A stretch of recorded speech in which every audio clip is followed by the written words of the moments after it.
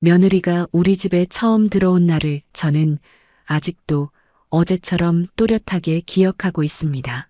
결혼식을 마치고 아들 부부가 현관문을 열고 들어오던 순간 제 가슴은 설렘과 걱정이 뒤섞여 있었습니다. 며느리는 새하얀 얼굴에 긴장과 기대가 함께 엉켜 있는 듯 보였습니다. 조심스럽게 신발을 벗고 낮은 목소리로 인사를 건네던 모습이 아직도 눈에 선합니다. 저는 속으로 이제 이 아이와 한 지붕 아래서 함께 살아야 하는구나 하는 무게감을 느꼈습니다. 시집살이라는 게 원래 녹록지 않은데 혹여 내가 모르는 사이 이 아이의 마음을 다치게 하면 어쩌나, 괜히 서운하게 하면 어쩌나 하는 생각이 꼬리에 꼬리를 물었습니다. 아들을 아내로 맞아들인 아이니까 내 자식처럼 보듬어야 한다는 생각이 컸지만 동시에 정말 잘 지낼 수 있을까 하는 불안이 엄습하기도 했습니다. 며느리는 첫날부터 참 부지런했습니다. 짐을 풀자마자 방바닥을 닦고 부엌에 들어가 그릇 정리를 하고 거실 먼지를 닦아내는 모습에 저는 놀라웠습니다. 저 같으면 멀리서 시집와 긴장이 풀리지도 않았을 텐데 그 아이는 한순간도 가만히 있지 않았습니다. 그 모습이 기특하기도 하고 대견하기도 했습니다. 그래, 저 정도 부지런하면 시집살이도 잘 해낼 수 있겠구나 하고 안도감을 느꼈습니다. 그런데 시간이 지나면서 조금씩 다른 감정이 밀려왔습니다. 며느리는 가만히 있는 법이 없었습니다. 집안 구석구석을 돌아다니며 손을 대고 고쳐놓고 바꿔놓았습니다. 거실 소파 방향이 바뀌어 있고 안방 옷장이 옮겨져 있으며 심지어 제가 수십 년 동안 쓰던 부엌 찬장의 물건 위치마저 바뀌어 있었습니다. 처음에는 신혼의 열정이려니 예쁘게 꾸미고 싶은 마음이겠지 하고 웃어넘겼습니다. 하지만 그 변화가 하루 이틀이 아닌 날마다 이어지니 저도 점점 혼란스러워졌습니다. 제가 손만 뻗으면 닿던 국그릇이 보이지 않고 늘 놓아두던 수저통이 엉뚱한 자리에 있는 걸 발견할 때마다 마음이 불편했습니다. 어느 날은 밥상을 차리려고 부엌 찬장을 열었는데 국그릇이 제자리에 없었습니다. 순간 멈칫하며 며느리를 불렀습니다. 얘야, 여기 있던 그릇이 어디 갔니? 그러자 며느리가 싱긋 웃으며 대답했습니다. 어머니, 제가 보기엔 여기 두는 게 더 편할 것 같아서 옮겼어요. 그 말에 저는 대꾸를 하지 못하고 그저 속으로만 한숨을 내쉬었습니다. 저 나름대로 이유가 있어 그 자리에 두었던 건데 며느리는 그런 맥락을 알지 못했던 것이지요. 그렇다고 며느리를 나무랄 수는 없었습니다. 새로 들어온 집에서 자기 나름의 편리함을 찾으려는 걸 탓할 수는 없었으니까요. 저는 속으로 버르장머리가 없는 건가 싶다가도 또 금세 아니야. 선은 넘지 않고 있잖아 하며 마음을 다잡았습니다. 며느리에게 괜한 상처를 주고 싶지 않았습니다. 시댁살이라는 게 원래 숨만 쉬어도 힘든데 내가 굳이 더 힘들게 만들고 싶지 않았습니다. 아들은 어떠했느냐고요? 제 아들은 며느리에게 무척 약했습니다. 그 아이 말이라면 자다가도 벌떡 일어나 귀를 기울였고 무언가 결정할 일이 생기면 언제나 아내 쪽으로 기울었습니다. 저는 속으로 아이고 저렇게까지 휘둘려도 괜찮은 건가 싶다가도 한편으로는 아내를 존중하는 모습이니 그 또한 미워할 수 없었습니다. 며느리는 결혼 전에는 공인중개사로 일했습니다. 성실하게 현장을 뛰며 사람들을 만나고 계약서를 다루던 손길이 익숙해 보였습니다. 그러다 결혼을 하고 아이를 갖기 위해 일을 잠시 중단했다고 했습니다. 하지만 식탁에 앉아 이런저런 이야기를 나눌 때면 늘 본인의 일을 그리워하는 기색이 묻어나왔습니다. 부동산 시장 소식이나 아파트값 이야기, 개발 계획 같은 것들을 가끔 꺼내며 눈을 반짝이던 모습이 생각납니다. 그때는 저는 대수롭지 않게 여겼습니다. 아직 미련이 남아있구나. 그럴 수도 있지 정도였지요. 그런데 그 일이 우리 집안의 운명을 뒤흔들 줄은 그때는 정말 꿈에도 몰랐습니다. 며느리가 들어온 지 몇 달쯤 지났을 무렵이었습니다. 그날은 온 가족이 모여 저녁을 먹는 자리였습니다. 별다른 특별한 일은 없었고 그저 오랜만에 다 같이 모여 밥을 먹으며 이런저런 이야기를 나누던 평범한 날이었습니다. 남편은 그날따라 기분이 좋은지 젊은 시절 이야기를 꺼냈습니다. 내가 젊었을 적에는 저 산 너머 밭에 나가 하루 종일 일하고도 힘들다는 생각이 없었지. 그 말에 저도 덩달아 옛 추억이 떠올라 웃으며 맞장구 쳤습니다. 그러다가 자연스럽게 집안의 땅 이야기가 흘러나왔습니다. 그때 그 밭이 아직도 우리 손에 남아 있다는 게 참 고맙지. 남편의 한마디가 시작이었습니다. 저는 그저 맞아. 그 땅은 조상님이 물려주신 거니까 우리가 잘 지켜야지 하고 고개를 끄덕였습니다. 그런데 그 순간 며느리의 눈빛이 반짝하는 것을 제가 놓치지 않았습니다. 그 아이가 갑자기 자세를 고쳐 앉으며 물었습니다. 아버님, 그 땅이 지금은 몇 평 정도 되나요? 순간 저는 조금 놀랐습니다. 평소에는 그렇게 깊게 묻지 않던 며느리가 구체적으로 땅의 규모를 묻고 있었기 때문입니다. 남편은 대수롭지 않게 대답했습니다. 크지는 않지만 몇 대째 내려오고 있는 땅이지. 내가 알 필요는 없을 거다. 하지만 며느리는 고개를 끄덕이며 다시 물었습니다. 혹시 지금 시세는 얼마나 돼요? 요즘 땅값이 많이 올랐잖아요. 저는 그 순간 마음속에 작은 파문이 이는 걸 느꼈습니다. 물론 며느리가 공인중개사 일을 했으니 직업적인 호기심일 수도 있다고 생각했습니다. 그 아이가 늘 부동산과 관련된 이야기에 귀를 기울이는 건 알고 있었으니까요. 그래서 저는 억지로 웃으며 분위기를 넘겼습니다. 그런 건 굳이 내가 신경 쓸 일이 아니다. 그냥 조상님이 물려주신 귀한 땅이니 잘 지키면 되는 거야. 그날 저녁은 그렇게 지나갔습니다. 그런데 그게 시작이었습니다. 며느리는 그날 이후로 조금씩 그러나 끊임없이 그 땅 이야기를 꺼내기 시작했습니다. 처음에는 밥상머리에서 조심스럽게 어머니, 요즘 그 동네 개발 이야기 많이 나오던데 혹시 들어보셨어요? 하고 묻곤 했습니다. 저는 대수롭지 않게 흘려보내려 했습니다. 글쎄다, 개발이든 뭐든 우리는 그냥 지키는 게 중요하지 않겠니? 하지만 날이 갈수록 며느리의 질문은 더 구체적이고 집요해졌습니다. 그 땅이 정확히 어디쯤이에요? 주변에 도로가 새로 난다던데 사실인가요? 혹시 등기부등본은 보셨어요? 요즘 시세가 계속 바뀌니까 확인해 두셔야 해요. 저는 그럴 때마다 마음이 무거워졌습니다. 이게 단순한 호기심일까? 아니면 다른 뜻이 있는 걸까? 하지만 며느리에게 정면으로 따질 수도 없었습니다. 괜히 괘씸하게 들리면 집안 분위기만 험악해질 테니까요. 그래서 저는 늘 목소리를 낮추며 한마디씩 했습니다. 그만해라. 그 땅은 그냥 우리에게 소중한 거다. 돈으로 따질 수 있는 게 아니야. 그러나 며느리는 멈추지 않았습니다. 며칠 뒤에는 신문을 들고 와서는 저와 남편 앞에 펼쳐 보였습니다. 어머니, 아버님 여기 기사 보세요. 이 근처 땅값이 지금 치솟고 있어요. 이런 기회가 흔치 않아요. 며느리의 말투는 점점 더 확신에 차 있었고 저는 속으로 점점 더 불안해졌습니다. 남편은 그때까지도 며느리의 말을 대수롭지 않게 여겼습니다. 그냥 직업병이지. 한번 부동산을 하던 사람은 늘 이런 걸 신경 쓰는 법이야. 남편은 담담하게 넘겼지만 저는 직감적으로 알 수 있었습니다.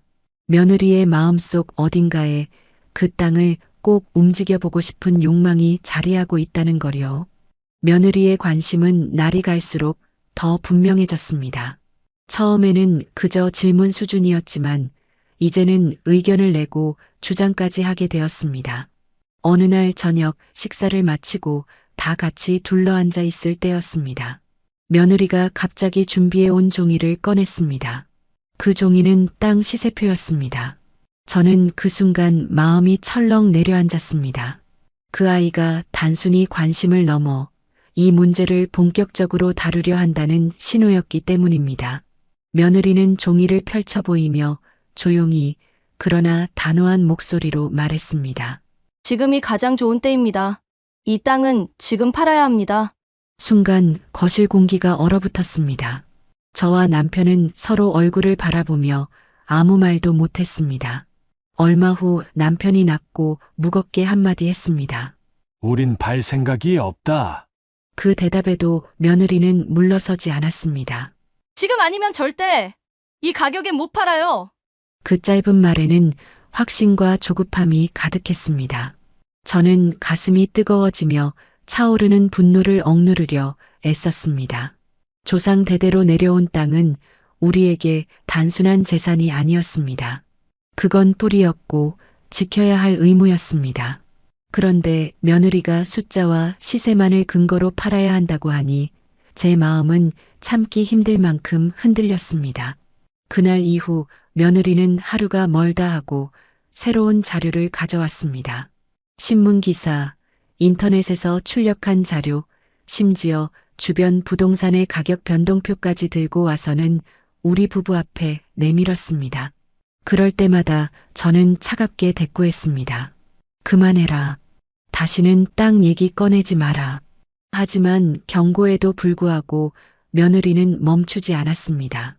어느 날은 부엌에서 설거지를 하던 저를 불러세워 휴대폰 화면을 내밀며 말했습니다. 어머니, 보세요. 이 지역이 곧 개발된다잖아요. 저는 더 이상 대꾸조차 하지 않았습니다. 등을 돌린 채 그 말을 흘려보내는 게 최선이었습니다. 남편도 차츰 표정이 굳어졌습니다. 예전에는 그저 대수롭지 않게 넘기던 남편이 이제는 언성이 높아지곤 했습니다. 그 땅은 팔지 않는다. 2번 다시 얘기하지 마라. 그 목소리에는 흔들림 없는 단호함이 묻어 있었습니다. 그러나 며느리는 오히려 답답하다는 듯 고개를 저었습니다. 말로는 순종하는 듯 보였지만 며칠 지나지 않아 또다시 새로운 자료를 내밀며 땅 이야기를 꺼냈습니다. 그 반복되는 행동에 저는 점점 지쳐갔습니다. 매번 그럴 때마다 저는 마음속으로 다짐했습니다. 내가 아무리 힘들어도 이 땅만큼은 절대 내 손에서 놓지 않겠다. 우리 세대에서 함부로 결정해버려서는 안 된다. 그런 생각이 점점 더 강하게 자리 잡았습니다. 며느리의 집착은 멈출 줄을 몰랐습니다. 며칠 간격도 아니고 거의 매일처럼 땅 이야기를 꺼냈습니다. 아침에 차를 마실 때도 저녁 밥상머리에서도 심지어는 설거지를 하다가도 불쑥불쑥 꺼냈습니다. 처음엔 단순한 정보 전달처럼 들리던 말이 이제는 설득, 나아가 압박으로 변해 있었습니다. 저는 그럴 때마다 단호히 선을 그었습니다. 그만해라. 짧고 무겁게 내뱉을 뿐이었습니다. 남편 역시 갈수록 목소리를 높였습니다. 2번 다시 얘기 꺼내지 마라. 그럼에도 며느리는 물러서지 않았습니다. 얼굴에 불만이 가득하고 답답하다는 듯 숨을 내쉬며 방으로 들어가곤 했습니다. 그 뒷모습을 보면서도 저는 굳이 불러 세우지 않았습니다. 굳이 또 대화를 이어가 봐야 싸움이 될 게 뻔했으니까요. 그러던 어느 날 상황이 달라졌습니다. 며느리의 말이 아들을 흔들기 시작한 겁니다. 아들은 예전부터 아내의 말이라면 귀 기울이고 따르는 성격이었습니다. 그런데 이번에도 달라지지 않았습니다. 며느리가 자료를 보여주며 설득할 때 아들은 고개를 끄덕이고 있었습니다. 저는 점점 불안해졌습니다. 저 아이가 설마 며느리의 말대로 움직이는 건 아니겠지. 하지만 불안은 현실이 되어갔습니다. 밤늦게였습니다. 방안이 고요할 때 아들이 제 방으로 들어왔습니다. 손에 종이 한 장을 들고 있었습니다. 그 얼굴은 어딘가 결심이 서 있는 듯 굳어 있었습니다. 저는 불길한 예감을 느꼈습니다. 아들은 떨리는 목소리로 말했습니다. 어머니, 사실은 제가 종이를 받아들었을 때 숨이 막히는 듯 했습니다. 그건 다름 아닌 땅 매매 계약서였습니다. 손끝이 떨렸습니다. 눈앞이 아득해지며 순간 숨이 막혔습니다. 저는 가까스로 목소리를 짜냈습니다. 이게 뭐냐? 아들은 짧게 대답했습니다. 지금 아니면 못 판다고 해서. 그 한마디에 제 머릿속이 하얘졌습니다. 수십 년 지켜온 땅을 우리 동의도 없이 이렇게 처리했다는 사실이 믿기지 않았습니다. 저는 종이를 쥔 손에 힘을 주며 떨리는 가슴을 붙잡으려 했습니다. 내가 어떻게 이런 짓을... 그 순간 제 마음속 깊은 곳에서부터 분노와 배신감이 치밀어 올랐습니다. 아들을 바라보는 눈빛이 흔들렸고 목소리는 떨렸습니다. 그러나 제 안에서는 하나의 다짐이 분명해지고 있었습니다. 이 일만큼은 절대 넘어가지 않겠다. 계약서를 본 순간 저는 눈앞이 캄캄해졌습니다. 손끝이 떨려 종이를 놓칠 뻔했고 가슴은 두근거려 제 자리를 지키기도 힘들었습니다. 남편도 서류를 확인하자 얼굴이 굳어졌습니다. 조상 대대로 내려온 땅이 단숨에 종이장 하나로 팔려나갔다는 사실에 말 그대로 이성이 끊어질 지경이었습니다. 남편은 잠시 입술을 깨물더니 며느리를 불러오라고 했습니다. 아들은 눈치를 보며 머뭇거렸지만 결국 며느리를 데려왔습니다. 며느리가 거실에 들어섰을 때 공기는 이미 싸늘했습니다. 저와 남편은 가만히 앉아 있었고 며느리는 의연한 표정으로 우리 앞에 섰습니다. 눈빛에는 두려움보다도 억울함과 당당함이 섞여 있었습니다. 짧은 침묵 끝에 남편이 낮게 내뱉었습니다. 우리가 모르는 사이 이런 일을 했단 말이냐? 며느리는 눈을 피하지 않고 대꾸했습니다. 지금이 아니면 기회가 없었으니까요. 그 짧은 말은 제 마음을 더 깊이 후벼 팠습니다. 조상님들의 숨결이 서린 땅을 단순한 기회라는 말로 치부하는 모습이 너무도 낯설게 느껴졌습니다. 저는 애써 목소리를 낮췄습니다. 그 땅은 우리 세대에서 함부로 처분할 수 있는 게 아니다. 제 말은 간단했지만 마음속에는 억눌린 울분이 가득 담겨 있었습니다. 하지만 며느리는 물러서지 않았습니다. 오히려 표정을 굳히며 짧게 내뱉었습니다. 잘한 일인데 왜 화를 내시는지 모르겠습니다. 그 말에 남편은 더는 참지 못했습니다. 탁자 위에 손을 세게 내려치며 자리에서 일어났습니다. 그 순간 집안은 폭풍 전야처럼 팽팽하게 얼어붙었습니다. 저 역시 더 이상 대화를 이어갈 수 없었습니다. 그날 이후로 저는 단호히 마음을 먹었습니다. 이 아이와는 이제 땅 문제로 단 한마디도 더 이상 주고받지 않겠다고. 그날 밤 거실 공기는 바람 한 점 없는 폭풍 전야 같았습니다. 남편은 분노를 감추지 못한 채 얼굴이 붉어졌고 저는 마음속에서 끓어오르는 울분을 더는 억누를 수 없었습니다. 수십 년 지켜온 조상님의 땅이 한순간에 거래 서류 속에 갇혀버린 현실을 받아들일 수 없었습니다. 저는 며느리를 똑바로 바라보며 말을 꺼냈습니다. 이제는 도저히 함께 살 수 없다. 당장 집을 나가거라. 제 목소리는 떨렸지만 결심만은 확고했습니다.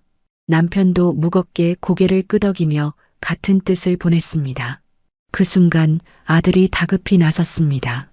어머니, 아버지, 제발 진정하세요. 아들은 우리 앞에 서서 두 손을 내밀 듯 막아섰습니다. 그 얼굴에는 초조함과 두려움이 함께 엉켜 있었습니다. 아내를 지키고 싶으면서도 부모의 분노 앞에서 갈팡질팡하는 심정이 그대로 드러나 있었습니다. 저는 아들을 바라보며 더욱 서늘해졌습니다. 내가 우리를 진정시키려 하기 전에 먼저 무슨 잘못을 했는지 생각해라. 말은 짧았지만 제 속마음은 무겁게 내려앉아 있었습니다. 남편도 낮은 목소리로 덧붙였습니다. 이건 단순한 거래가 아니다. 조상님을 욕되게 한 일이다. 아들은 잠시 말이 막힌 듯 입술을 깨물었습니다. 그러나 며느리는 여전히 고개를 숙이지 않았습니다. 그 눈빛은 불안하기보다는 답답함과 억울함으로 차 있었습니다. 그날 밤 우리는 끝내 같은 자리에 앉아 있으면서도 서로의 마음은 더 멀어져 갔습니다. 저는 마음속으로 분명히 다짐했습니다. 이 아이들이 더 머물 자리는 이제 없다. 설령 아들이 눈물로 매달린다 해도 이 선은 넘을 수 없다. 아들에게서 들려온 진정하세요라는 말은 제 귀에는 억울하게만 들렸습니다. 우리가 괜히 화를 낸 것도 아니고 이유 없는 분노를 쏟아낸 것도 아닌데 아들은 그 사정을 다 알면서도 우리를 달래려 했습니다. 그 순간 저는 아들의 마음이 어디를 향하고 있는지가 분명해지는 듯해 가슴이 무너졌습니다. 아들은 우리 앞에서 손을 모았다가 풀었다가 앉았다 일어났다를 반복했습니다. 눈빛은 흔들리고 말끝은 자꾸 흐려졌습니다. 분명히 무언가 하고 싶은 말이 있는 듯 했지만 차마 내뱉지 못하고 목구멍에서 막혀버린 것 같았습니다. 어머니, 아버지. 아들은 몇 번이고 부르기만 하고는 고개를 떨구었습니다. 그 모습은 어쩌면 잘못을 인정하는 것 같기도 하고 동시에 며느리를 감싸고 싶은 듯도 했습니다. 저는 그 갈피를 알 수 없어 더욱 답답했습니다.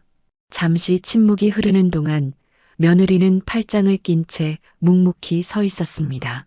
아들의 곁에서 한마디도 하지 않았지만 그 표정은 여전히 억울하다는 기색이 역력했습니다. 마치 내가 옳은데 왜 이해하지 못하느냐는 눈빛 같았습니다. 남편은 더는 말을 잇지 못하고 깊은 한숨만 내쉬었습니다. 저 또한 눈앞이 아득해져서 차마 목소리를 높일 힘조차 나지 않았습니다. 아들은 그런 우리를 바라보다가 두 손으로 머리를 감싸주며 고개를 저었습니다. 저도 어떻게 해야 할지 모르겠습니다. 그 짧은 말 속에는 모든 갈등이 담겨 있었습니다. 부모의 뜻과 아내의 고집 사이에서 흔들리는 아들의 마음, 그 무게를 감당하지 못하는 나약함이 그대로 드러난 것이었습니다. 저는 그 말을 들으며 차갑게 마음을 굳혔습니다. 저 아이는 끝내 우리 편에 서지 못하는구나. 그렇다면 내가 더 단단해져야 한다. 시간은 흘렀지만 대화는 진전되지 않았습니다. 남편은 굳은 얼굴로 아무 말도 하지 않았고 저는 속으로 울분을 사귀고 있었습니다. 그런데 아들은 끝내 우리 쪽으로 오지 않았습니다. 아들은 고개를 숙인 채 한참을 서 있더니 결국 입을 열었습니다. 아내 말이 맞습니다. 그 한마디가 공기마저 갈라놓는 듯 했습니다. 저는 순간 귀를 의심했고 남편은 얼굴이 하얗게 질렸습니다. 아들의 목소리는 작았지만 그 안에 담긴 확신은 분명했습니다. 그는 며느리 쪽으로 한 발 다가섰습니다. 그리고 며느리의 손을 살짝 잡아 올리며 우리를 똑바로 바라보았습니다. 그 눈빛에는 죄책감과 동시에 결심이 섞여 있었습니다. 저는 숨이 막히는 듯 했습니다. 수십 년 동안 함께 살아온 아들이었지만 그 순간만큼은 낯설게만 보였습니다. 조상님들의 땅을 지키려는 우리의 뜻보다 아내의 말이 더 옳다고 믿는 그 아이의 선택은 씻을 수 없는 상처였습니다. 남편은 낮게 한숨을 내쉬며 자리에서 몸을 돌렸습니다. 저는 끝내 아무 말도 할 수 없었습니다. 말로는 다 표현할 수 없는 깊은 배신감이 가슴을 짓누르고 있었기 때문입니다. 그날 밤 우리 가족의 균열은 돌이킬 수 없을 만큼 커져버렸습니다. 아들이 끝내 며느리의 손을 잡은 그날 이후 집안은 더 이상 예전의 집이 아니었습니다. 같은 지붕 아래에 있어도 서로 다른 세상에 사는 듯 공기마저 무겁게 가라앉았습니다. 식탁은 늘 조용했습니다. 밥그릇과 젓가락 부딪히는 소리만 가끔 울렸을 뿐 서로 눈길조차 제대로 마주치지 않았습니다. 아들은 부모와 대화를 피했고 며느리는 묵묵히 앉아 음식을 입에 옮기며 무표정한 얼굴만 보여주었습니다. 그 안에서 저는 더욱 외로워졌습니다. 집에 가족이 가득 차 있는데도 홀로 남겨진 듯한 공허함이 제 마음을 파고들었습니다. 밤이 되면 남편은 말수가 줄었습니다. 거실 한켠에 앉아 담배를 붙이지도 못한 채 한참 동안 불만 바라보다가 깊은 한숨을 내쉬곤 했습니다. 그 모습에서 저는 말하지 않아도 느껴지는 분노와 좌절을 읽을 수 있었습니다. 당장 내보내자. 라는 말이 그의 속에서 수없이 맴돌고 있음을 눈치채지 못할 수 없었습니다. 저 또한 갈등했습니다. 며느리를 향한 분노는 치밀어 올랐지만 동시에 아들을 내쫓는다는 건 제게 있어 쉽지 않은 일이었습니다. 하나뿐인 자식이었고 그 아이가 다시는 집으로 돌아오지 않을까 두려웠기 때문입니다. 하지만 매일같이 느껴지는 불편함과 배신감은 더 이상 참기 어렵게 만들었습니다. 며느리는 그 와중에도 변하지 않았습니다. 기회가 있을 때마다 은근히 땅 이야기를 꺼냈습니다. 신문 기사를 슬쩍 열어 보이거나 휴대폰 화면을 들이밀며 무언의 압박을 이어갔습니다. 제가 눈길조차 주지 않고 자리를 피하면 답답하다는 듯 한숨을 내쉬곤 했습니다. 그 작은 몸짓 하나하나가 제 가슴을 더욱 옥죄었습니다. 아들은 두 갈래 길 사이에 서 있는 듯 했습니다. 말없이 며느리의 곁을 지키면서도 부모 앞에 서면 죄책감이 묻어나는 표정이었습니다. 그러나 그 흔들림이 오래가지 않아 결국은 다시 며느리 쪽으로 기울곤 했습니다.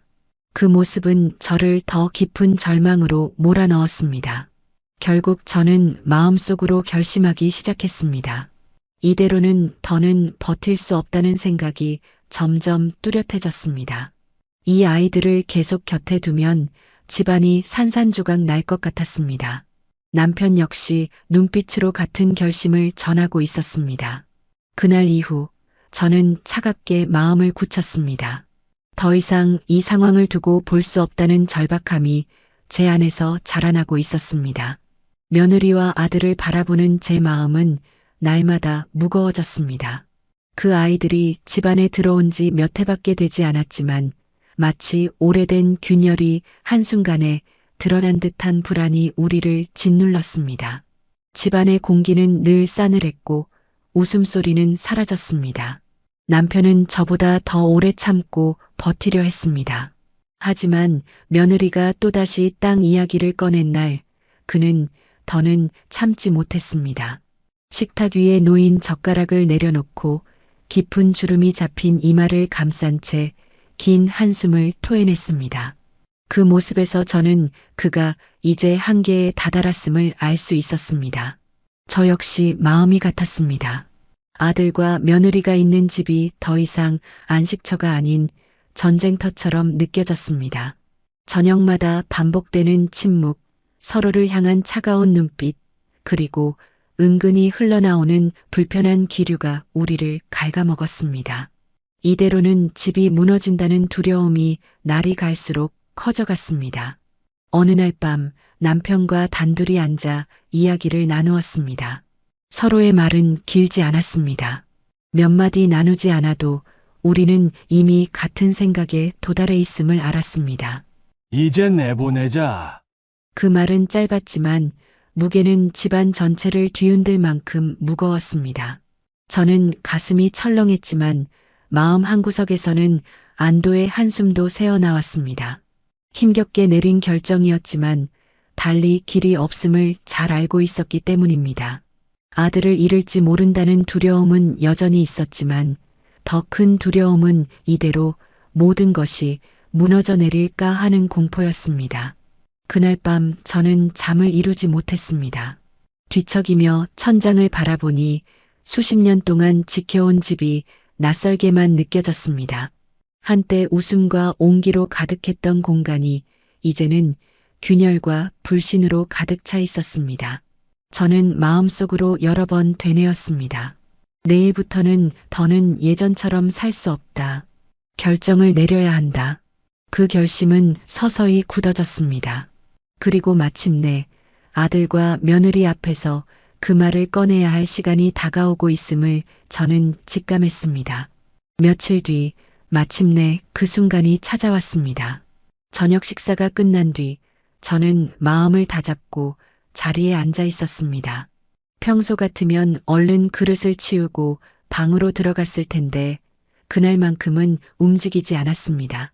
남편도 제 옆에 앉아 있었고 표정은 굳어 있었습니다. 아들과 며느리는 마주 앉아 있었지만 분위기는 무겁게 가라앉아 있었습니다. 식탁 위에는 반쯤 남은 음식만 남아 있었고 누구 하나 젓가락을 들지 않았습니다. 그 정막을 깨는 건 결국 제 몫이었습니다. 저는 천천히 숨을 고른 뒤 입을 열었습니다. 아들과 며느리를 똑바로 바라보며 단호하게 제 뜻을 전했습니다. 이제는 함께 살 수 없으니 집을 나가야 한다는 말이었습니다. 순간 공기가 얼어붙었습니다. 아들의 눈은 크게 흔들렸고 며느리는 미묘하게 입술을 다물며 무표정한 얼굴을 유지했습니다.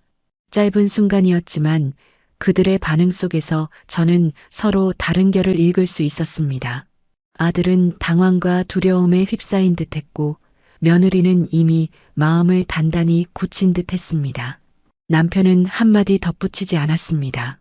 그저 무겁게 팔짱을 낀 채 앉아 있었고 그 침묵 자체가 우리 결심을 대신 말해주고 있었습니다. 아들은 고개를 숙이고 손을 꼭 맞잡은 채 아무 말도 하지 못했습니다.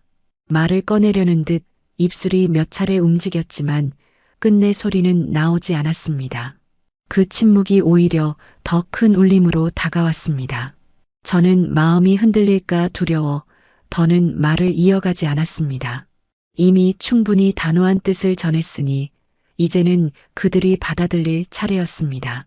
그날 밤의 정막은 집안을 짓누르듯 무겁게 내려앉아 있었습니다. 집을 나가라는 말이 나온 뒤로 거실은 더 차갑게 얼어붙었습니다. 아들은 한참 동안 아무 말도 하지 못한 채 고개만 떨구고 있었습니다. 그 눈빛에는 부모를 잃을까 두려운 아들의 마음과 아내를 지켜야 한다는 남편으로서의 책임이 엉켜 있었습니다. 시간이 흘러도 아들의 태도는 분명해지지 않았습니다. 그러나 며칠 지나지 않아 그가 결국 어느 쪽으로 기울고 있는지 뚜렷하게 드러났습니다. 아들은 점점 우리와 거리를 두었습니다. 식사 자리에 앉아도 대화에 끼지 않았고 며느리 곁에만 머물렀습니다. 우리가 말을 건네도 짧게 대답할 뿐 눈길조차 제대로 마주치지 않았습니다. 그런 그의 모습은 이미 마음이 어디에 가 있는지를 말해주고 있었습니다. 밤늦게 들려오는 작은 목소리들은 더욱 제 마음을 무겁게 만들었습니다. 아들과 며느리가 방 안에서 나누는 대화 소리는 똑똑히 들리지 않았지만 단호한 어조와 멈추지 않는 속삭임 속에서 저는 그들이 같은 뜻을 공유하고 있음을 직감했습니다. 그 목소리는 마치 부모와의 관계를 끊고서라도 서로를 지키겠다는 결심처럼 들렸습니다. 남편은 점점 말이 줄었습니다. 그의 침묵은 무겁고 단단했지만 그 속에는 깊은 실망이 고여 있었습니다. 아들이 부모의 뜻을 저버리고 며느리의 편에 서는 현실을 더 이상 부정할 수 없었기 때문입니다. 저는 밤마다 잠을 이루지 못했습니다. 이 아이가 결국 며느리의 손을 잡고 우리를 떠나는구나. 그 생각이 머릿속을 떠나지 않았습니다. 아들을 잃는다는 고통과 조상님들의 뜻을 지키지 못할지도 모른다는 불안이 뒤엉켜 제 마음을 억제했습니다. 결국 우리는 더 이상 머뭇거릴 수 없었습니다. 아들은 이미 며느리의 편에 서 있었고 그 선택은 되돌릴 수 없는 것이 되어가고 있었습니다. 며칠 후 그 예상은 결국 현실이 되었습니다. 아들과 며느리는 방 안에서 분주히 움직였습니다. 낯익은 옷장 문이 열리고 서랍 속 물건들이 하나둘 꺼내져 가방 속으로 들어갔습니다. 그 소리는 마치 오래된 가족의 끈이 끊어져 나가는 소리 같았습니다. 저는 거실에 앉아 그 모습을 들으며 한마디도 하지 않았습니다. 남편 역시 말없이 담배만 손에 쥔 채 창밖을 바라보고 있었습니다. 우리는 등을 돌리고 있었지만 마음속에서는 이미 그들이 집을 떠나는 광경을 선명히 그리고 있었습니다. 현관문 앞에서 아들과 며느리가 신발을 신는 소리가 들렸습니다. 낯설고 차가운 발자국 소리가 복도를 울렸습니다. 잠시 머뭇거리는 기척이 있었지만 끝내 인사는 없었습니다. 문이 열리고 곧 닫히는 소리가 울려 퍼졌습니다. 그 순간 집안은 숨이 멎은 듯 고요해졌습니다. 남편은 의자에 등을 기댄 채 눈을 감았고 저는 그 자리에 굳은 채 앉아 있었습니다. 멀어져가는 발자국 소리조차 사라진 뒤에도 제 귓가에는 여전히 문이 닫히는 소리가 메아리처럼 남아 있었습니다. 그날 밤 집은 더 넓어 보였지만 동시에 텅 비어 있었습니다. 아들과 며느리가 남긴 빈자리, 그 자리가 얼마나 무겁고 차가운지 저는 처음으로 실감했습니다. 아들과 며느리가 집을 떠난 그날 이후 집안은 숨조차 크게 쉬기 어려울 만큼 고요해졌습니다. 낯익은 방마다 공허가 가득했고 매일 함께 쓰던 식탁도 이제는 두 사람만 남아 더 넓고 썰렁해 보였습니다. 음식은 예전과 다르지 않게 차려졌지만 젓가락 소리조차 공허하게 메아리쳤습니다. 밤이 되면 집안의 정적은 더욱 짙어졌습니다. 방 안에 누워 있어도 현관문이 닫히던 마지막 소리가 여전히 귓가를 맴도는 듯 했습니다. 남편은 잠을 쉽게 이루지 못했고 저 또한 눈을 감으면 아들과 며느리의 뒷모습이 떠올라 뒤척이기를 반복했습니다. 무엇보다 괴로운 것은 그들이 떠나며 남긴 상처였습니다. 조상님들의 땅을 함부로 팔아버린 그 잘못은 단순히 재산의 문제가 아니었습니다. 뿌리를 무너뜨리고 우리 가문의 뜻을 저버린 행위였습니다. 그런데도 아들은 끝내 부모 곁보다 아내의 손을 선택했습니다. 그 배신감은 말로 다할 수 없을 만큼 깊었습니다. 남편은 시간이 갈수록 굳어졌습니다. 말수가 줄고 표정이 더 단단해졌습니다. 한밤중에도 거실에 앉아 담배를 붙이지도 못한 채 연기만 바라보듯 멍하니 앉아 있곤 했습니다. 저는 그런 남편의 뒷모습을 보며 알 수 있었습니다. 그의 마음속에도 이미 결심이 자라나고 있음을. 며칠 후 남편은 무겁게 입을 열었습니다. 우리가 더는 손 놓고 있을 수 없다는 말이었습니다. 조상님들이 남겨주신 땅을 되찾기 위해서라도, 그리고 며느리의 경솔한 행위를 바로잡기 위해서라도 법의 힘을 빌려야 한다는 것이었습니다. 저는 처음엔 가슴이 철렁했습니다. 피를 나눈 아들까지 법정에 세워야 한다는 현실이 너무 가혹하게 느껴졌습니다. 하지만 동시에 달리 길이 없음을 잘 알고 있었습니다. 이미 땅은 팔려나갔고 우리의 뜻은 무시당했습니다. 그 모든 것을 되돌리려면 이제는 법에 의지하는 수밖에 없었습니다. 그날 밤 남편과 저는 긴 대화를 나누지 않았습니다. 필요한 말은 많지 않았습니다. 눈빛만으로도 서로의 마음을 확인할 수 있었고 그 눈빛 속에는 같은 결심이 담겨 있었습니다. 그것은 부모로서 마지막으로 선택할 수 있는 길이기도 했습니다. 결심을 굳힌 뒤 우리의 일상은 더 무겁게 변해갔습니다. 아들과 며느리가 떠난 빈자리는 여전히 낯설고 차가웠지만 이제는 그 허전함보다 해야 할 일의 무게가 더 크게 다가왔습니다.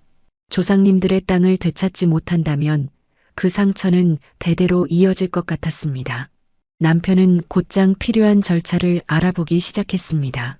시청을 찾아가 서류를 확인하고 변호사 사무실을 드나들며 하나씩 조언을 구했습니다. 저는 옆에서 묵묵히 따라다녔습니다.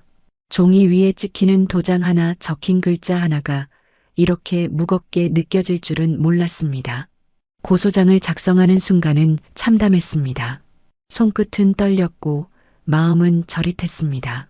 아들을 향한 글자를 적어나가야 한다는 것이 부모로서 얼마나 가혹한 일인지 그때 뼈저리게 느꼈습니다.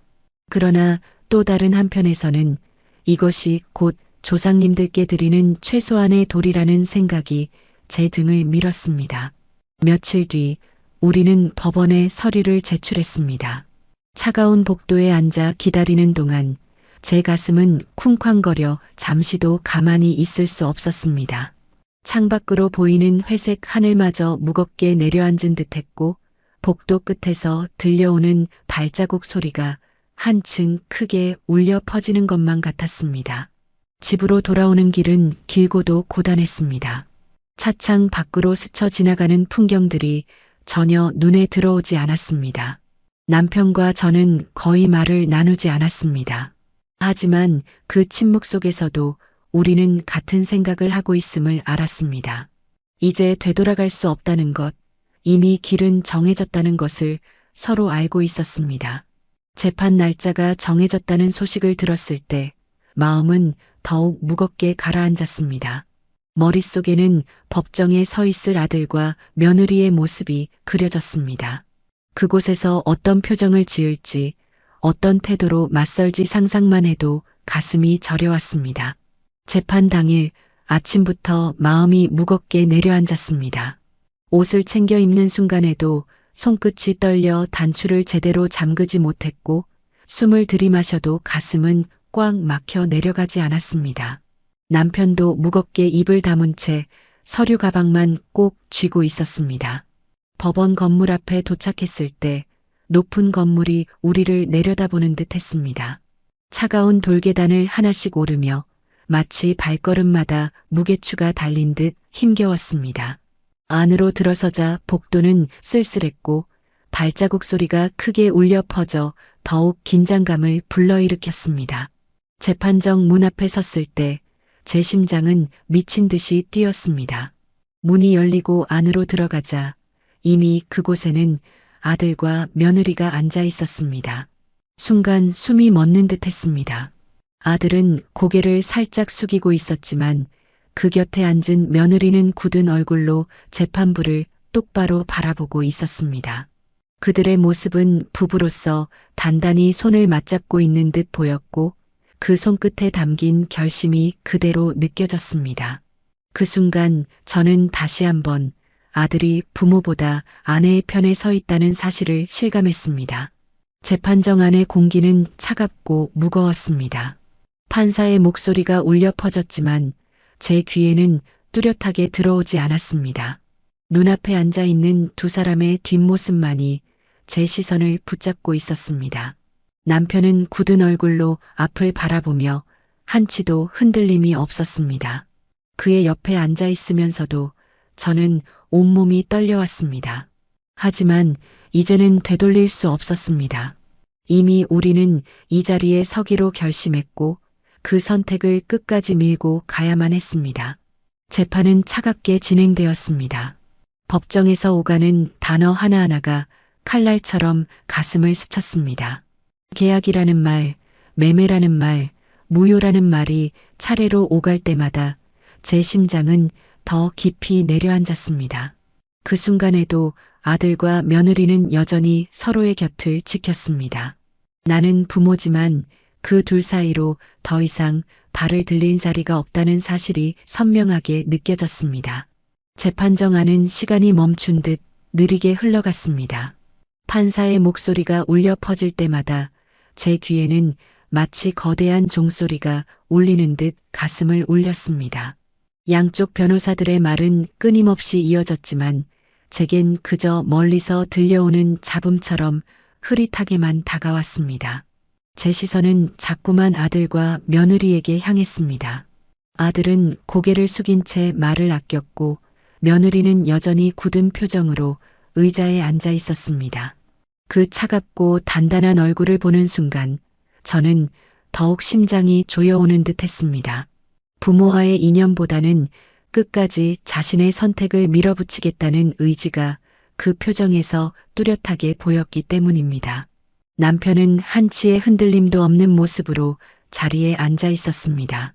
굳게 담은 입술과 주름진 손등이 얼마나 단단하게 결심하고 있는지를 말해주었습니다.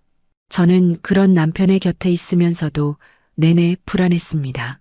재판이라는 자리가 주는 압박감과 아들을 이렇게 마주하고 있다는 사실 자체가 가슴을 무겁게 짓눌렀습니다.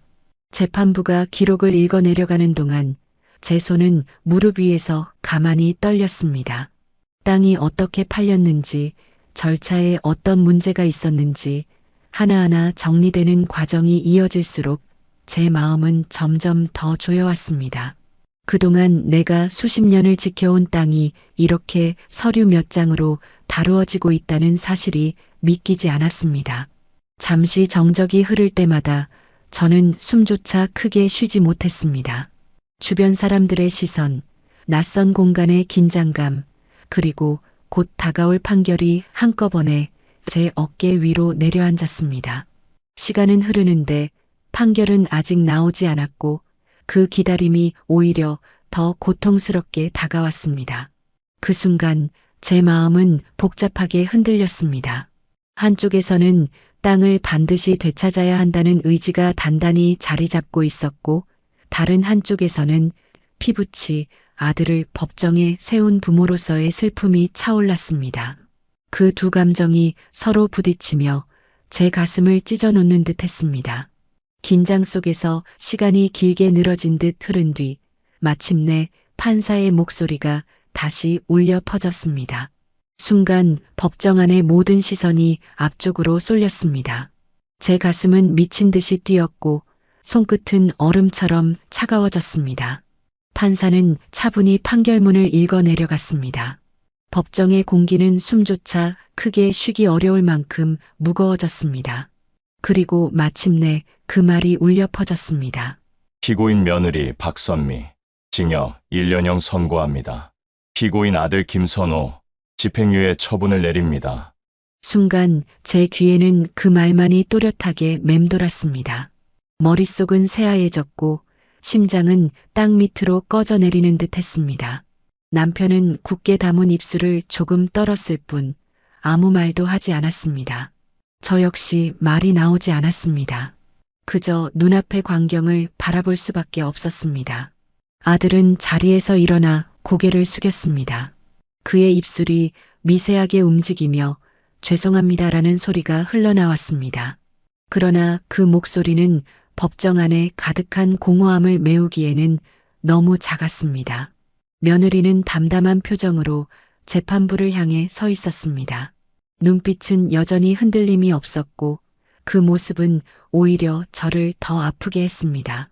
이 모든 사태의 중심에 서 있으면서도 끝까지 굽히지 않는 듯 보였기 때문입니다. 판결이 끝나고 법정을 나서는 순간 제 다리는 쉽게 움직여지지 않았습니다.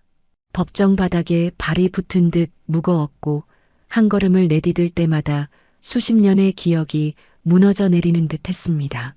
남편은 제 어깨를 가볍게 붙잡으며 말했습니다. 이제는 다 끝났다. 우리가 할 수 있는 건 여기까지다. 그 목소리는 낮고 단호했지만 그 속에는 깊은 피로와 상실이 함께 묻어 있었습니다.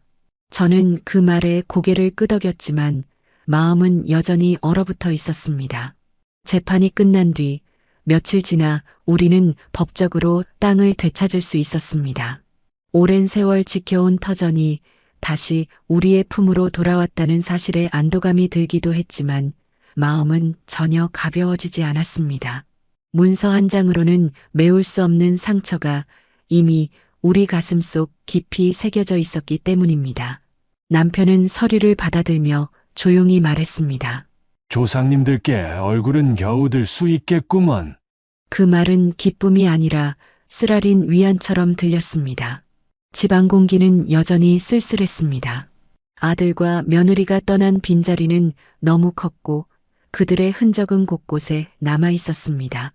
옷장 구석에 남겨진 작은 물건 하나, 현관에 걸려있던 신발 자국까지도 마음을 무겁게 만들었습니다.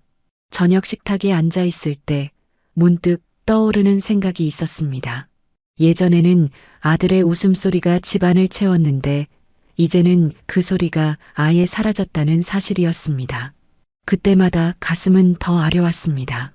어느 날 남편이 한숨을 내쉬며 중얼거렸습니다. 땅은 돌려받았지만 아들은 잃어버렸구나. 그 짧은 말은 제 마음 깊은 곳을 찌르는 것 같았습니다. 밤마다 저는 잠들기 전에 스스로에게 물었습니다. 이게 과연 잘한 일이었을까? 땅을 지킨 대신 아들을 버린 건 아닐까? 하지만 다른 한편에서는 또렷하게 대답하는 목소리가 있었습니다. 우리가 아니었다면 조상님들의 뜻은 산산조각 나고 말았을 것이다. 그 두 목소리가 밤마다 부딪히며 저를 괴롭혔습니다. 그리고 그 속에서 저는 부모로서의 무게와 한 인간으로서의 고독을 함께 느낄 수밖에 없었습니다. 재판이 끝나고 몇 해가 흘렀습니다. 집안은 겉으로는 평온을 되찾은 듯 보였지만 제 마음속의 상처는 쉽게 아물지 않았습니다. 땅은 우리 곁으로 돌아왔지만 아들은 멀리 떨어져 있었습니다. 명절에도 기념일에도 아들의 모습은 보이지 않았고 그 공백은 시간이 지나도 익숙해지지 않았습니다. 그러던 어느 날 현관문 두드리는 소리에 가슴이 철렁 내려앉았습니다. 낯선 기척이 아니었습니다. 문을 열자 세월의 흔적이 묻은 얼굴을 한 아들이 서 있었습니다. 그의 눈가에는 깊은 주름이 패여 있었고 고개는 한껏 숙여져 있었습니다. 거실에 들어선 아들은 한참 동안 아무 말도 하지 못했습니다. 조용히 서 있던 그는 이내 떨리는 목소리로 말을 꺼냈습니다. 어머니, 잘못했습니다. 그 한마디는 그동안 제가 가슴속에 품고 있던 무수한 질문들을 단숨에 무너뜨렸습니다. 그동안 왜 찾아오지 않았는지, 왜 끝내 며느리 편에 섰는지, 그 모든 것보다도 지금의 모습이 제 마음을 울렸습니다. 남편은 잠시 눈을 감았다가 조용히 고개를 끄덕였습니다. 내가 이제라도 왔으니 됐다. 그 목소리에는 여전히 굳은 기운이 있었지만 깊은 속마음에서는 아들을 받아들이려는 흔들림도 느껴졌습니다. 저는 쉽게 말이 나오지 않았습니다. 하지만 오래 쌓였던 원망과 그리움이 한순간에 뒤섞이며 눈물이 차올랐습니다. 그 눈물을 감추지 못한 채 겨우 입을 열었습니다. 늦었지만 그래도 와줘서 고맙다. 그 순간 거실 공기는 오랜만에 따뜻하게 변했습니다. 무너졌던 다리가 아주 조금은 다시 놓이는 듯한 순간이었습니다. 아들이 무릎을 꿇고 고개를 숙인 채 눈물을 흘리는 모습을 보자 제 마음속에 켜켜이 쌓여있던 분노와 서운함이 한꺼번에 무너져 내리는 듯 했습니다. 그토록 기다리던 사과였고 그토록 듣고 싶었던 한마디였기 때문입니다. 그러나 그와 동시에 지난 세월의 상처들이 떠올랐습니다. 조상님들의 땅을 팔아버린 일, 부모의 뜻을 무시한 일, 무엇보다 부모보다 아내의 편에 서서 등을 돌렸던 기억들이 아직 제 마음속 깊은 곳에 남아 있었습니다. 그 흔적은 단숨에 지워지지 않았습니다. 남편이 무겁게 입을 열었습니다. 잘못을 인정했으니 우리 마음은 조금은 풀렸다 하지만 예전처럼은 돌아갈 수 없다. 그 목소리는 단호했지만 그 속에는 오랜 갈등 끝에 내린 결심이 담겨 있었습니다. 저도 조용히 아들에게 말을 건넸습니다. 내가 하나밖에 없는 아들이라 용서는 하겠다 하지만 이 집에서 다시 함께 살 수는 없다. 짧은 말이었지만 제 마음속 진심을 전하기에는 충분했습니다. 아들은 그 말을 듣고 깊이 고개를 끄덕였습니다. 그의 눈빛 속에는 체념과 동시에 안도도 함께 비쳤습니다. 비록 다시 이 집에 함께 살 수는 없지만 부모에게서 완전히 버림받지 않았다는 사실이 그에게 작은 위로가 된 듯했습니다. 그날 이후 아들은 집을 오가며 안부를 전하곤 했습니다. 하지만 예전처럼 한 지붕 아래서 지내는 일은 없었습니다. 우리는 서로 거리를 두고 지내며 조금씩 상처를 덮어나갔습니다. 집은 여전히 조용했지만 마음속에서는 더 이상 무너지는 소리가 들리지 않았습니다. 상처는 남았지만 다시는 뒤돌아가지 않겠다는 결심과 함께 묵묵히 하루하루를 살아갈 힘이 생겼습니다. 세월은 그렇게 흘러갔습니다. 아들은 부모 곁에서 떨어져 살았고 우리는 집안의 조용한 일상 속에서 하루하루를 보냈습니다. 서로 같은 지붕 아래에 있지 않았지만 예전처럼 등을 돌린 사이도 아니었습니다.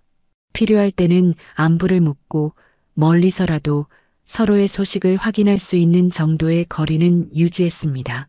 명절이 되면 아들은 조심스럽게 찾아와 문 앞에 작은 선물을 두고 갔습니다. 그 선물에는 말로 다하지 못한 미안함과 효심이 담겨 있음을 알 수 있었습니다. 문을 열어 그것을 손에 들고 서 있으면 제 마음속에서는 서운함과 고마움이 동시에 올라왔습니다. 남편은 그럴 때마다 짧게 중얼거렸습니다. 그래도 피는 못 속인다. 그 말은 곧 아들이 멀리 있어도 결국 가족이라는 사실을 스스로 다짐하는 듯 했습니다. 우리도 다시 웃음을 조금씩 되찾아갔습니다. 밭일을 하며 계절의 변화를 느끼고 오래된 이웃들과 함께 시간을 보내면서 잊고 있던 평온함이 다시 찾아왔습니다. 그 평온함은 아들과 며느리와의 갈등으로 무너졌던 삶을 서서히 복원시켜 주었습니다. 물론 상처가 완전히 사라진 것은 아니었습니다. 밤마다 문득 떠오르는 기억들이 여전히 가슴을 저리게 만들었습니다. 그러나 그 아픔을 안고 살아가는 것이 곧 우리 삶의 일부가 되어버렸습니다. 세월은 참으로 많은 것을 바꿔놓았습니다. 우리가 지키려 했던 땅은 여전히 제자리에 있었고 아들은 부모와 떨어져 살며 자기 몫의 삶을 이어가고 있었습니다. 우리는 더 이상 함께 살지 않았지만 서로의 존재를 인정하며 각자의 자리에서 하루를 채워갔습니다.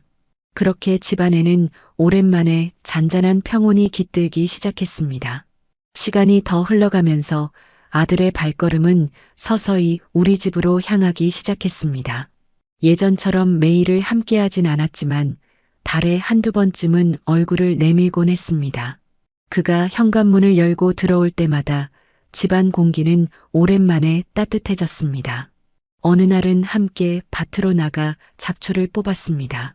아들은 낯설게 호미를 잡았지만 금세 땀을 흘리며 아버지 곁에서 땅을 고르고 있었습니다. 남편은 그 모습을 물끄러미 바라보다가 짧게 말했습니다. 예전처럼만 하면 되지 않겠느냐? 그 말에 아들은 아무 대꾸도 하지 않았지만 손길은 더 부지런해졌습니다.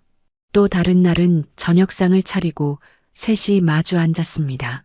밥그릇 사이에 놓인 반찬은 예전과 다르지 않았지만 분위기는 사뭇 달랐습니다.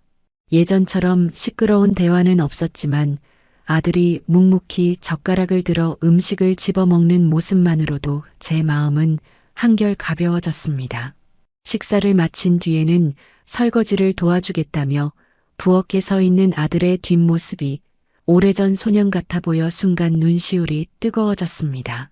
가끔은 마당에 나란히 앉아 차를 마셨습니다. 아들은 조용히 하늘을 바라보며 이야기를 꺼냈습니다. 이제야 집에 오면 마음이 편해집니다. 그 목소리는 낮았지만 진심이 묻어 있었습니다. 저는 고개를 끄덕이며 짧게 대답했습니다. 이제라도 편하다니 다행이구나. 그런 순간들이 쌓이면서 우리는 조금씩, 아주 조금씩 예전의 정을 회복해 갔습니다. 물론 함께 살던 시절로 돌아갈 수는 없었지만 떨어져 지내며 오히려 서로를 존중하는 법을 배우게 된 셈이었습니다. 아들의 발걸음이 닿는 날마다 집은 다시 살아 움직이는 듯 했습니다. 그리고 그 작은 일상 속에서 우리는 상처 위에 덧칠된 새로운 평온을 느낄 수 있었습니다. 어느 날 아들이 오랜만에 집을 찾아왔습니다. 밭일을 마치고 들어와 마당에 앉아 차를 마시고 있을 때였습니다. 아들은 한참 동안 말이 없다가 조심스레 입을 열었습니다. 어머니, 그 사람, 이제 혼자 지내고 있습니다. 짧은 말이었지만 누구를 뜻하는지 저는 곧바로 알아들었습니다. 이미 아들과 며느리가 갈라섰다는 소식을 들은 지는 오래였지만 그 후로 며느리에 대한 이야기는 아무도 입에 올리지 않았습니다. 그날 아들이 처음으로 직접 근황을 전한 것이었습니다. 아들은 천천히 말을 이어갔습니다. 이혼 이후 며느리가 부모님 집으로 돌아갔다는 것, 일자리를 다시 구하려 애쓰고 있다는 것, 혼자 지내며 여러모로 힘겨워 보인다는 소식이었습니다. 그는 담담히 말하려 했지만 목소리에는 여전히 흔들림이 묻어났습니다. 저는 잠시 눈을 감았습니다. 머릿속에는 며느리의 얼굴이 스쳤습니다. 처음 우리 집에 들어와 부지런히 살림을 바꾸던 모습, 땅 이야기를 꺼내며 끈질기게 우리를 설득하던 모습, 가리고 마지막까지 굽히지 않고 법정에 서 있던 모습까지 그 모든 장면이 차례차례 떠올랐습니다. 남편은 아들의 말을 듣고 낮게 중얼거렸습니다. 그 아이도 결국 그렇게 되는구나. 그 말은 원망도 연민도 아닌 세월 앞에서 모든 것이 흘러가고 말았다는 체념에 가까웠습니다. 저는 한동안 말이 나오지 않았습니다. 마음속 깊은 곳에서는 아직 상처가 남아 있었지만 동시에 한때는 가족이었던 사람의 고단한 소식이 남의 일처럼 느껴지지 않았습니다. 그 아이도 결국 자기 몫의 삶을 살아내고 있구나. 그렇게 스스로에게 속으로 중얼거리며 차를 한 모금 삼켰습니다. 아들은 더 이상 말을 잇지 않았습니다. 그저 우리 곁에 앉아 조용히 하늘을 바라볼 뿐이었습니다. 그 침묵 속에 모든 감정이 담겨 있는 듯했기에 우리도 굳이 더 묻지 않았습니다. 아들이 며느리의 근황을 전하고 난 뒤 거실은 오랫동안 고요했습니다. 차가 식어가는 소리만 들릴 만큼 정적이 흘렀습니다. 저는 그동안의 기억이 하나씩 떠올라 쉽게 입을 열 수가 없었습니다. 한때는 집안을 흔드는 불씨 같았던 며느리였지만 결국 혼자가 되어 힘겹게 살아가고 있다는 소식을 듣자 마음 한구석이 저릿했습니다. 그 아이가 잘못한 건 분명했지만 결국 모든 것을 잃고 홀로 남겨졌다는 사실은 결코 가볍게 넘길 수 없었습니다. 저는 천천히 아들을 바라보았습니다. 그 얼굴에는 말하지 않아도 알 수 있는 복잡한 감정이 얽혀 있었습니다. 책임을 다하지 못했다는 후회, 여전히 지워지지 않는 미련, 그리고 부모 앞에서 감추려는 마음이 동시에 비쳤습니다. 그때 저는 조심스럽게 한마디를 꺼냈습니다. 내가 마음 아플 필요는 없다. 다만 앞으로는 내 삶을 바로 세우면 된다. 아들은 그 말을 듣고 한참 동안 대답하지 않았습니다. 그저 고개를 깊게 숙였을 뿐이었습니다. 짧은 순간이었지만 그 고개 숙임에는 수많은 감정이 담겨 있음을 느낄 수 있었습니다. 남편은 담배를 손에 쥔 채 창밖을 바라보다가 낮게 말했습니다. 사는 게 결국 자기 몫이지. 이제 그 아이 일은 흘려보내라. 그 말에 저는 고개를 끄덕였습니다. 세월이 흐르면서 원망도 미움도 조금씩 자리를 잃어갔습니다. 남은 건 그저 삶이라는 무게 속에서 각자 버티며 살아가야 한다는 사실뿐이었습니다. 그날 이후 며느리의 이름은 우리 집안에서 더 이상 자주 오르내리지 않았습니다. 그러나 마음속 어딘가에는 여전히 지워지지 않는 흔적처럼 남아 있었습니다. 며느리의 소식을 전한 이후로 아들은 이전보다 집을 더 자주 찾았습니다.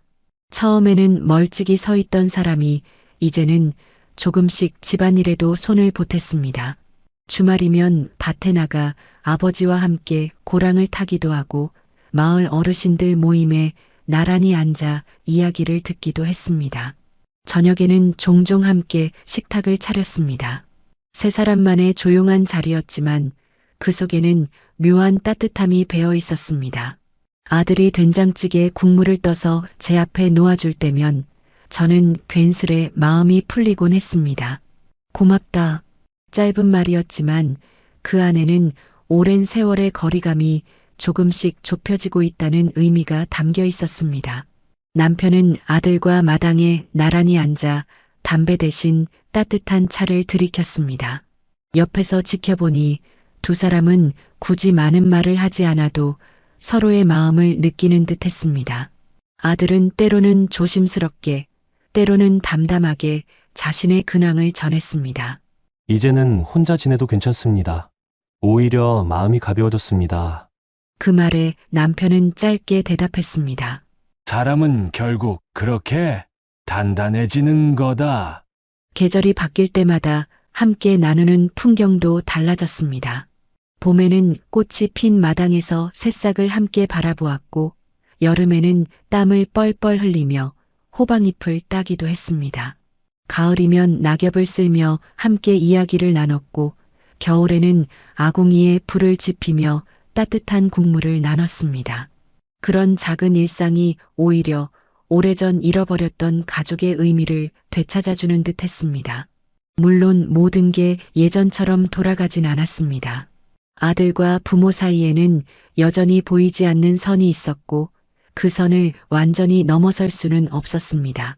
하지만 서로가 서로를 인정하며 살아가는 방법을 배워갔습니다. 그렇게 우리는 조금 늦게나마 다시 평온을 맞이했습니다. 상처는 흔적으로 남아 있었지만 그 위에 새로 쌓인 일상이 차츰 마음을 덮어주었습니다. 세월이 흘러 뒤돌아보니 모든 것이 한순간에 지나간 꿈처럼 느껴집니다. 며느리와의 갈등으로 집안이 흔들렸고 아들을 법정에 세우는 아픔까지 겪었지만 그 고통 속에서도 삶은 계속 흘러갔습니다. 조상님들의 땅을 지켜냈다는 안도감도 있었지만 그보다 더 크게 남은 것은 가족 사이의 상처와 화해의 무게였습니다. 아들은 결국 멀리 떠나지 않았습니다. 때로는 집에 와서 밥을 함께 먹고 때로는 밭에서 땀을 흘리며 아버지 곁을 지켰습니다. 예전처럼 한 지붕 아래서 지내지는 않았지만 그 거리는 오히려 서로를 더 존중하는 법을 배우게 해주었습니다. 저는 이제 깨닫습니다.